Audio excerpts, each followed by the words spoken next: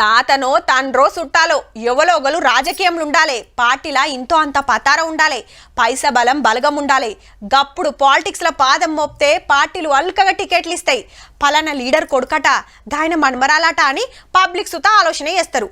ఓట్ల టైంలో జరంతా కష్టపడితే అల్కగా బయటపడొచ్చు. రాజకీయం ఎదగాలంటే వెనకమర్ల గివన్నీ ఉండాలి. కానీ గిసారు జీవితం అట్లా కాదుల్లో. కొడుకు కోడలు కాళ్ళ మీద వడంగానే సల్లగా బతుకమని దీవెనార్తి పెట్టింది. సారు ఎవరనుకుంటున్నారు? ఒరిస్సా ముఖ్యమంత్రి మోహన్ చరణ్.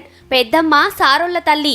సీఎం అయినాక సొంతూర్ల ఇంటికొస్తే కొడుక్కి ఇట్లా గోరుముద్దలు తినిపెట్టింది పాయరంతోటి. గీ పెంకుటింట్లో పుట్టి ముఖ్యమంత్రి అయిందన్నట్టు. నాయన వాచ్మెన్ అప్పట్ల.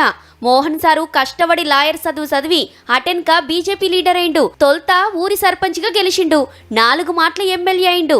24 ఏళ్ల తర్వాత మొన్నటి అసెంబ్లీ ఎన్నికలల్లో నవీన్ పట్నాయక్ సార్ పార్టీ ఓడిపోతే బీజేపీ పవర్లోకి వచ్చింది. పార్టీల పతారా ఉన్న లీడర్ ఎవరని దేవులాడితే గిరిజన బిడ్డైన మోహన్ సార్కే జై కొట్టిండ్రంతా.